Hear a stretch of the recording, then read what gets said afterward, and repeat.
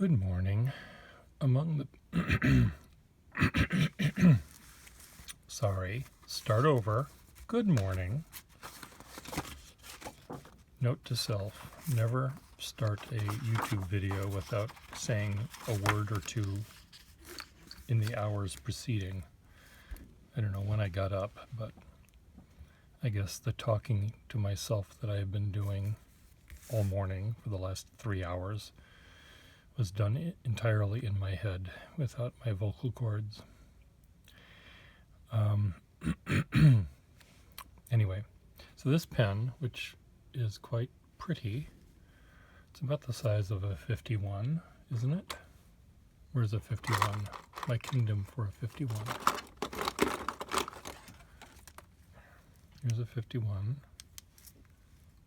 So it's smallish. Yeah, it is the size of a 51. And it got it on eBay from a collector who sometimes offers group lots. And this was in it. It had no nib, as did 6 of the 8 pens had no nibs. And most of them maybe had a part or two that I thought would come in handy for me. The only pen that had a gold nib is this one here, which I'm soaking so I can take it apart, but so it's oozing out water. It's a diamond metal pen with a nice flexible nib, as you can see. The cap, looking at the cap in the light of day here, there's a slight bowing here and there's some cracks happening. So what happened is there's lots of cracks, actually, fissures. It's like the Earth's crust underneath a hot spot, a lava producing, a magma producing hot spot, where in the case of a pen, what's wrong with this pencil?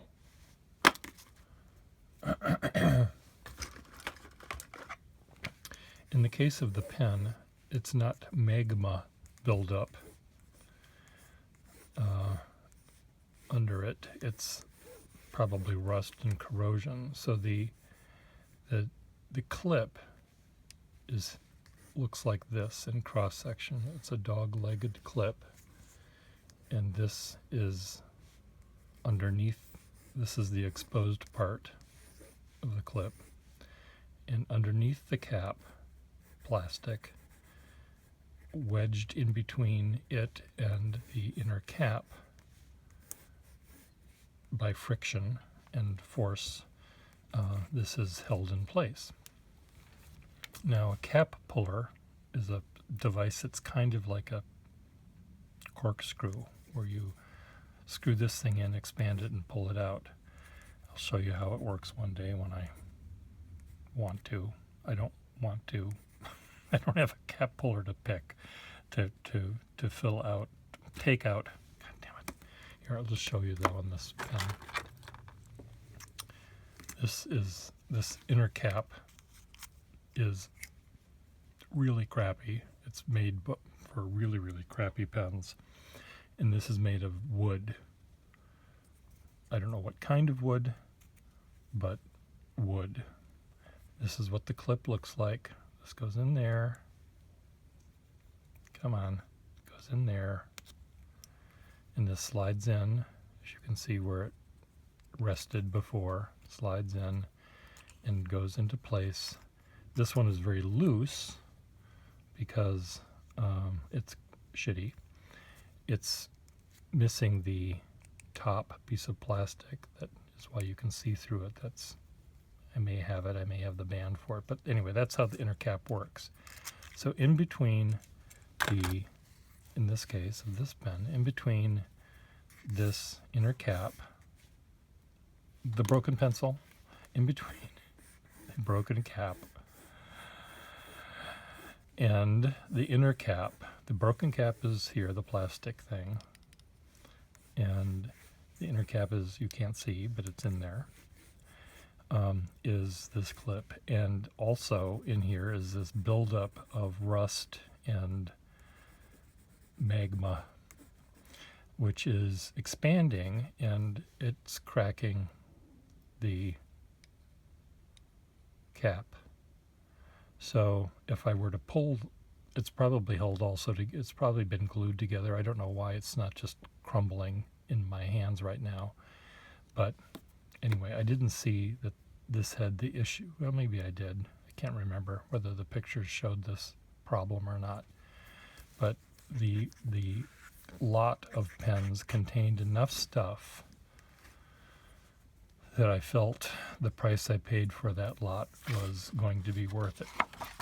Turns out that maybe this and this pen were worth it, even with its flaws. It has a really nice nib, very flexible, not overly fine, but very flexible. And if I was on a desert island and this was the only pen I had, I would be probably 75% happy with the line it would make. I would, regret that I didn't have a pen that could do 80%. There's no pen that'll do 100% of what you want it to do, I don't think.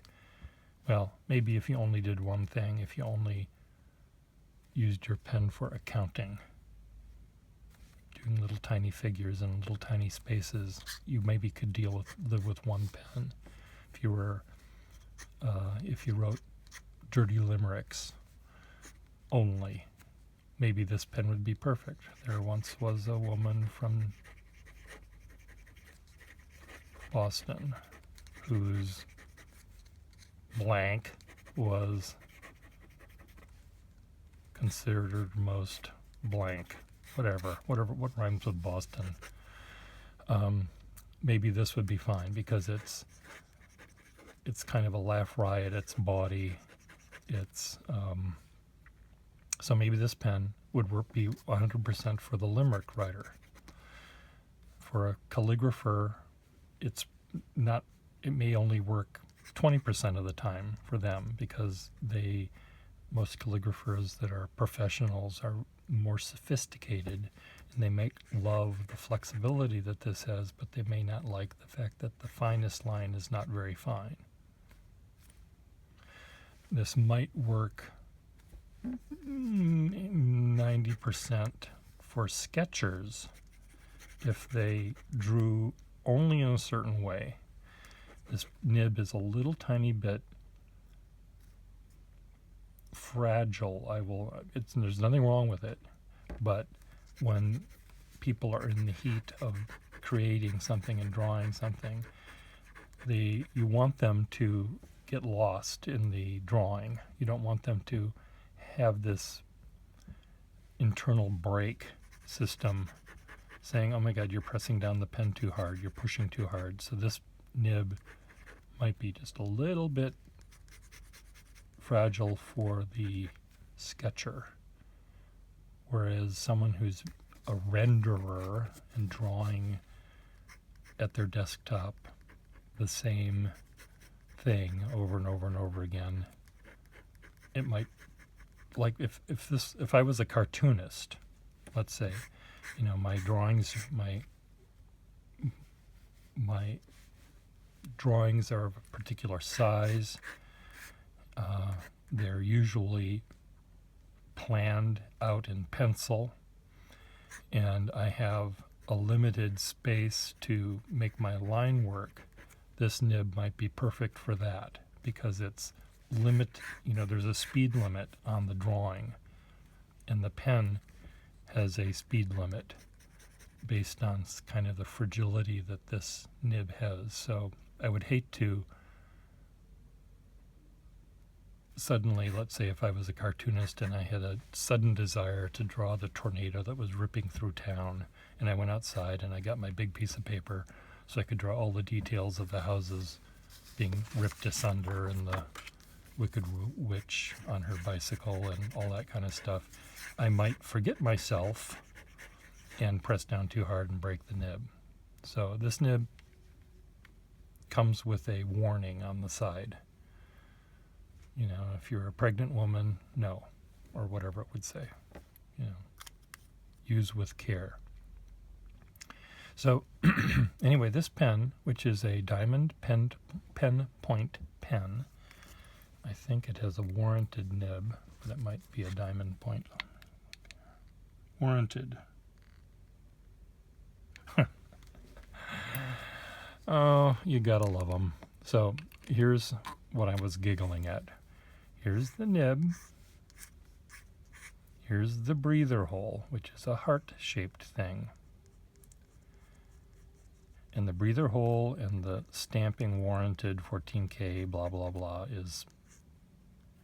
happens. This is what your nib looks like at one point in its creation.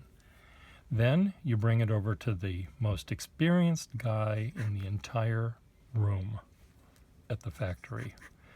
And here he is. He's here at his workbench.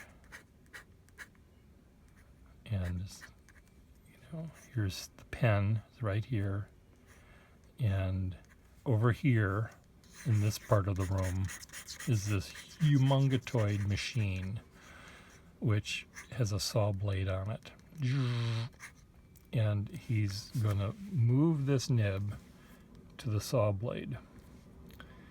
And this nib came down like this, and went like that. It didn't quite hit where it's supposed to hit. It hit right over here, except I drew it wrong. It's actually on this side, but you get the point. It missed the mark. So this guy was probably just had a little bit too much to drink the day before, or partied too long at night, or did something. Or maybe he just, here he's smoking a cigarette because everyone did back then. Maybe he just coughed as he was starting the cut, and it was too late to pull it out and try again. You just have to let it go where it goes. Like cutting a piece of plywood. You can't turn it in the middle. It doesn't work. Well, it might work on this kind of saw, not on a circular saw. And I think these were actual circular, except they were tiny. They weren't like that. This is the kind that you put James Bond on. And why they always go so slow? Well, they go slow so he can get out his rescue kit, his circular saw rescue kit out of his utility belt. I think I'm mixing up my superheroes here. So anyway, this will make someone happy. And right now it's making me happy. I have a collection of these diamond metal pens, and I may have a cap that isn't broken. So this may end up in my little collection. This pattern that looks sort of like butterscotch with cracked ice is kind of neat. I've got a bunch of them. Anyway, let's go to this one, the one I started with. This looks like a late manufacturer pen, maybe from the 50s. It's completely unmarked. Nowhere on it has a name of a manufacturer. And but it's a solid pen. It's a button fill, which had a sack, which worked. I don't think the pen had ever been used. Maybe it had never been put completely together. But the nib that fit it didn't fit a number 2 Waterman nib. It didn't fit a couple of other things I tried. But I had this number 1 dip pen nib from whom? F. Peel and Company, Providence, Rhode Island. Well, what do you know? Right down the street from me. One stop down the road on Amtrak. And so this nib that's at least 50 years older than the pen I put in it. And why is it writing so poorly? Is it because of the oils on my hand? Did I touch this piece of paper yet?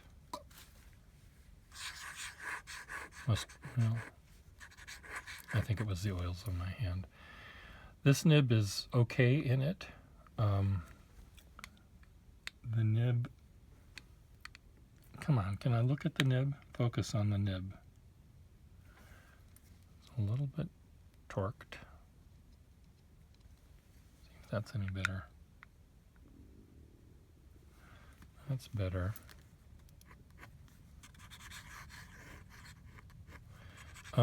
It would work for someone would find this workable. Because it's a dip pen, 18th century or 19th century dip pen nib. I wouldn't want this to be used for drawing. It's really a calligraphy pen, and only a certain kind of calligraphy. For cursive calligraphy. It's not perfect enough for a calligrapher, I don't think, because again, the fine nib is not as fine as it should be, or as it's loved to be. There are some times when you can do calligraphy using a broader nib, and I often will do that if I'm drawing on little tiny place cards for a candlelight dinner. The place card is half the size or smaller than a business card. If I used a normal pen, the fine lines, you'd just see a line here and a line, here's the card, and you'd see only the thick descenders. Everything else would be too tiny to read. So I do use these pens for that. And this needs some tweaking. I need to figure out exactly if this nib stays here. It's here now, and it's going to stay, but you don't want the nib to come up from the feed, but you also want it sturdy enough that it doesn't do that, but you don't want to shove it in so hard that you're going to break the nib. So it's this delicate balance of trying it until you break it. No, trying it until it's perfect.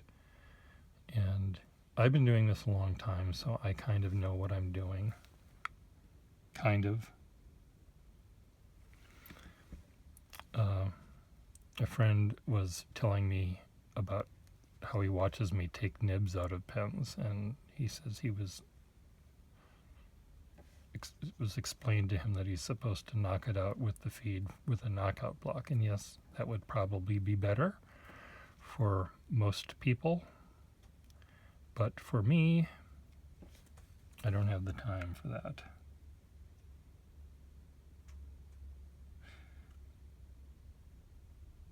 And I'm also, I'm impatient.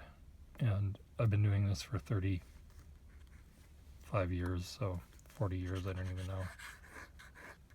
So I'm used to how this works. Well, it's still skipping, and I don't know why, but I'll figure it out. The size of the pen and the nib and the line that it makes all seem to work okay. Now, one thing when I'm fitting a nib with a pen, you want to make sure that you don't push it so the top of the nib hits the top of the cap. So you measure the top of the cap. Where does the top of the cap end? In this case, it ends right there at the top of the clip.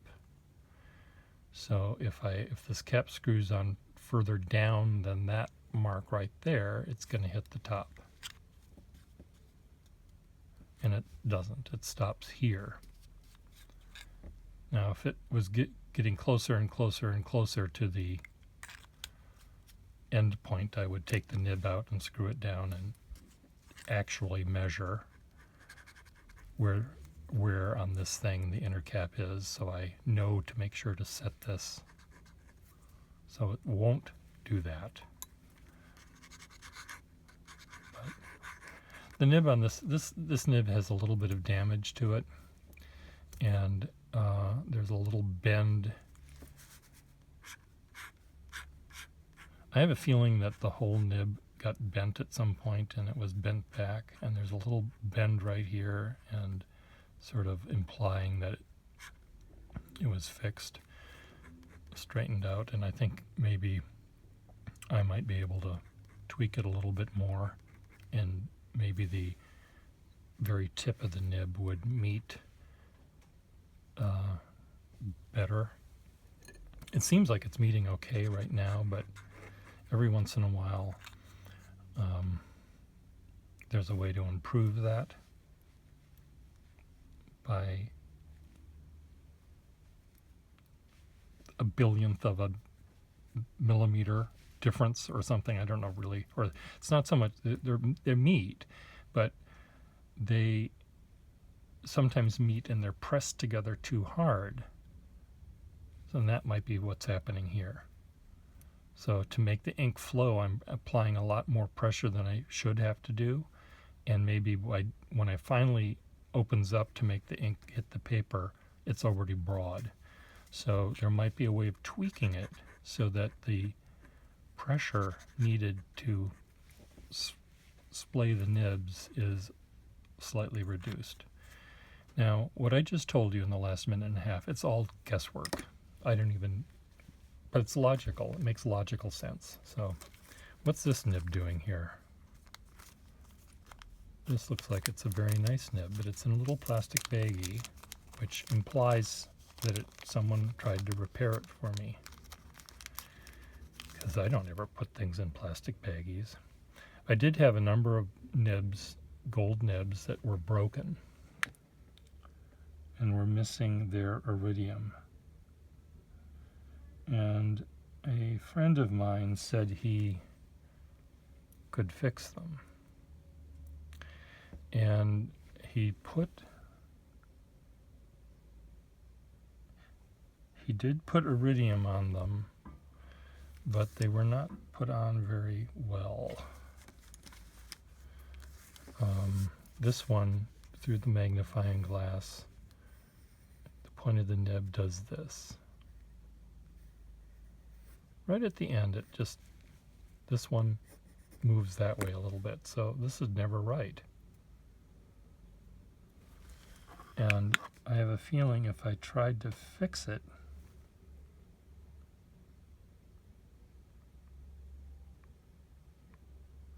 well, what are you waiting for, Pierre Gustafson? You want to try to fix it? This might not have been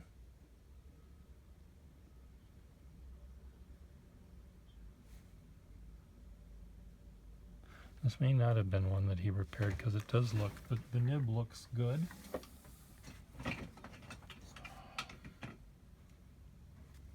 It looks like it might actually not have been, because also when he repaired them, and he tried, that the nib, the little blobs of iridium that he put on the end of the pen were bigger than, like 3 times bigger than what would have normally been on the pen. So, they might be good for drawing because they're sort of big, but for calligraphy, the kind of calligraphy that I love to do,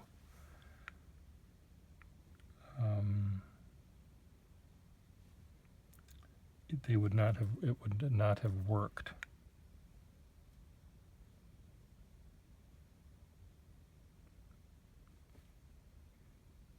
Okay, now this one on this side, it goes like it just bent up. I'll try one more of this. I don't know if I'm getting anywhere. I may have to get my little tiny pliers out and try to fix it. And of course, you try to grab onto just one side of the nib, not both tines. And then you try to very carefully bend it without breaking it.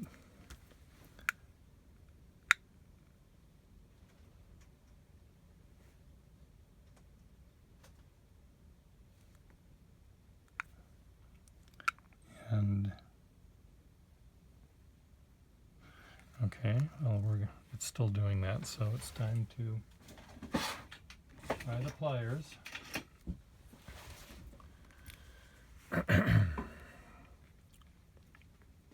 So what I do is I push the tines apart with my finger like this, so I can grab just the offending, which is the offending one.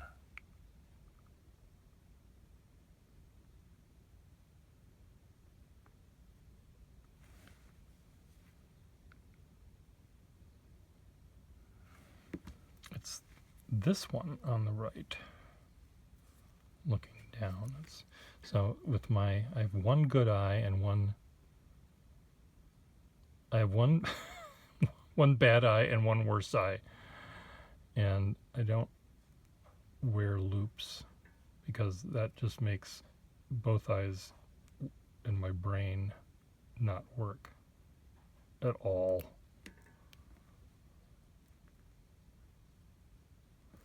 Well, oh, well, I made it a lot worse. How did I do that? Okay, so this is this is now what it looks like. That pencil keeps reappearing. So I bent it down, but I didn't bend that down. I bent this down, so now it goes like this, and then it comes up. It's like a little ski jump. I made a little ski jump. So now I have to fix that and that. Twice as much fixing has to happen. Okay, sometimes what I also do is I try to, so here's our offending tine, let's say. And sometimes I try to put my pliers, I mean the cross section of the tip of my pliers is huge compared to the thing I'm trying to fix. Sometimes I'll just put the end of the pliers all the way to the end of the nib. Only the little iridium is sticking off, and I will apply pressure to both tines, which is sort of what I was doing with the burnisher. And that might work. Well, what do you know? I should have done that at the beginning.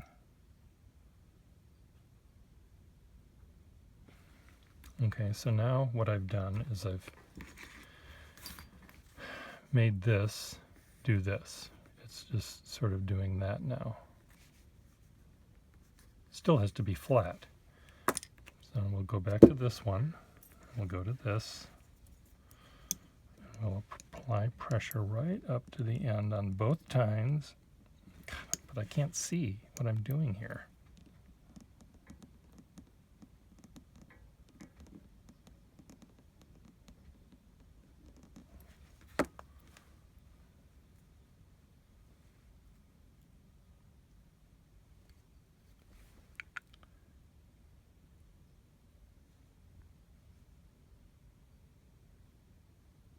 It's really close.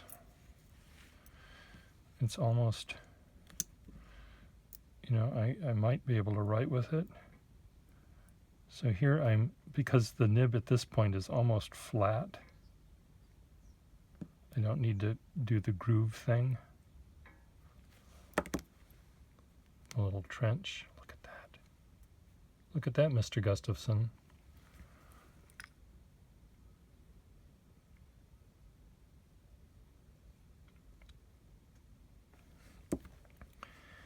I used to be referred to by pen customers of mine as the pen god, and Otto Yang would always make his voice go down an octave. Ben God. Not because I could do this. It was just because I had all of these parts. And when they needed a part for a conklin, they needed a ring or a whatever for a conklin, and I'd open up a drawer full of rings for conklins, and it was like I was a god.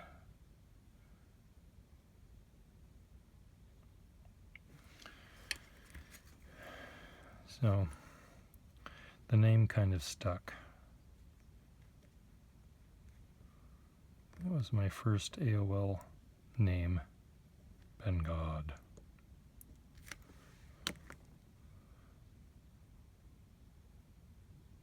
Back when AOL was the kid on the block, the only kid on the block. Okay, I'm going to take this nib out. Try and put this in here. I have no great anticipation that this is going to work.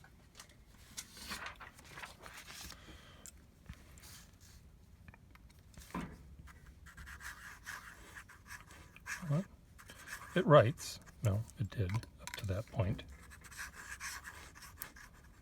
Here I'm just dipping it, and when it stops writing, it's more of a feed issue than maybe a tine issue. So again, by playing with different feeds and different pens, different Franken pens, I might have better results. But I have a feeling that the nib still, what's happening through the magnifying glass, the little tip, the tips are not really touching.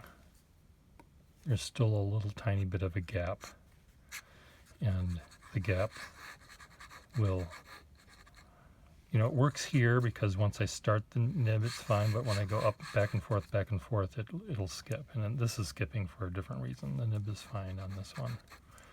It's just, again, the feed and everything else that's wrong with the world. I'll blame Obama. It's Obama's fault. Our president uses that excuse. Our cupboards were bare. So I can use that excuse on this one. Yeah, Obama wasn't even born yet when this pen was made, but it's his fault.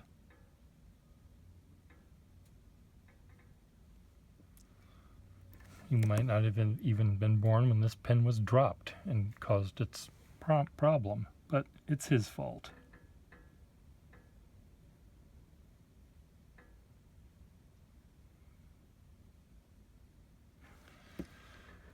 Okay, I'm going to try one more thing here.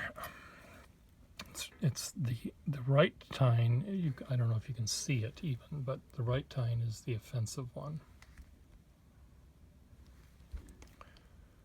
I'm also using a new iPhone holder upper. This is meant for an iPad, so the phone isn't actually clamped in to anything. It's just resting on top of. I just made it worse again. I just did exactly the thing I did at the beginning. I don't, this little thing is just not functioning. So let's straighten them both out again.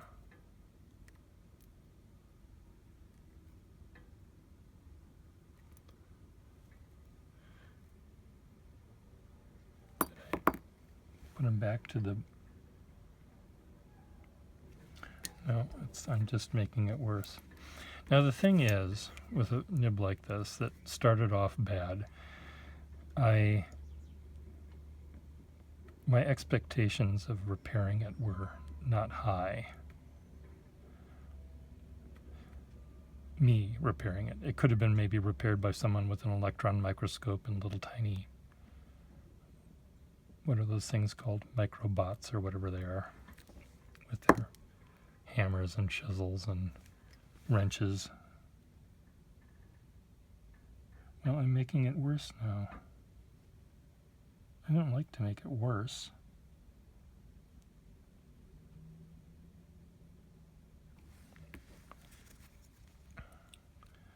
How can I get this one tine?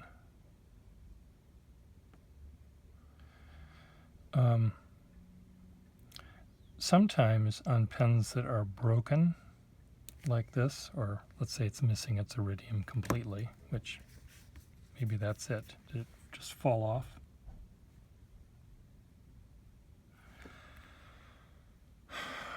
I have asked people that do retipping to retip, just, castrate both of them, both of the offending things, and cut it down and make a stub for me. And I'll show you an example of one of those in 1 minute once I break this. I'll show you the one that was done for me.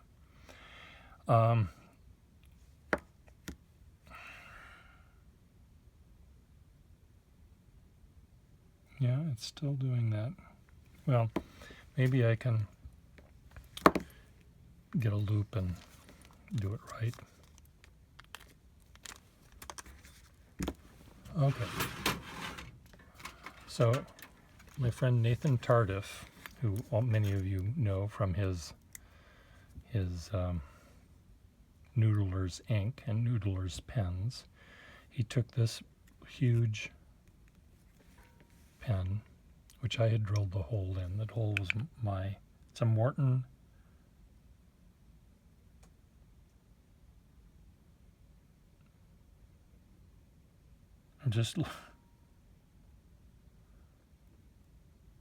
something worker first quality number 5 Morton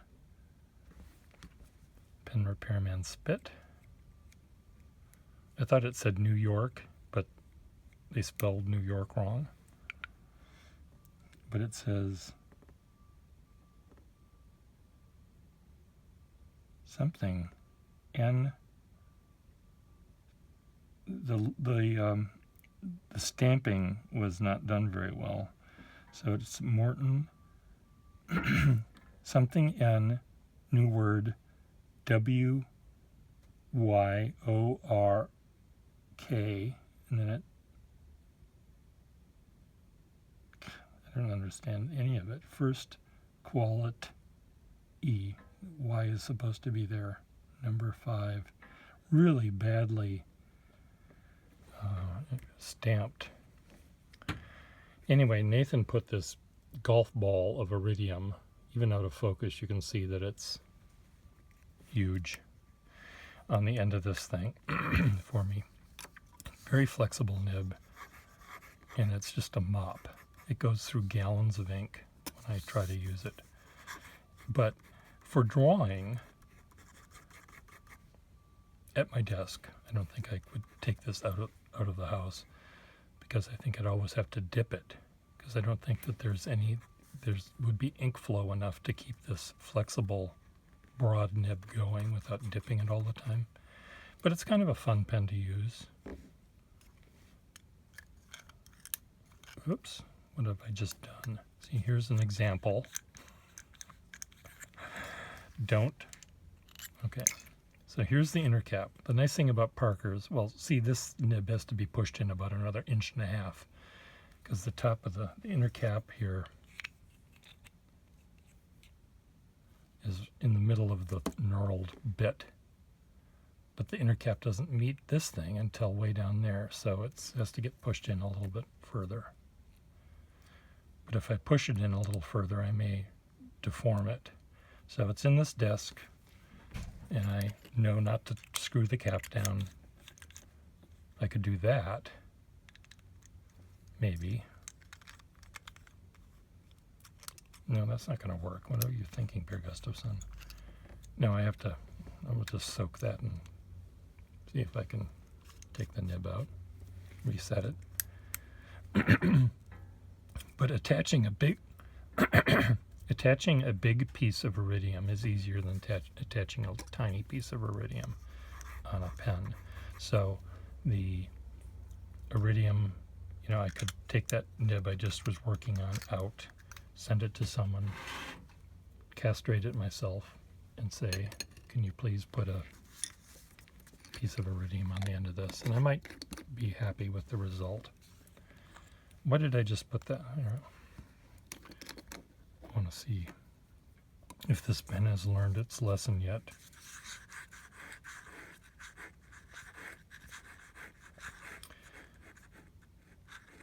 Now this pen, for the moment, I would be happy doing little tiny place cards with this pen. This is my little tiny place card pen. My little tiny place card pen. My little tiny place card pen.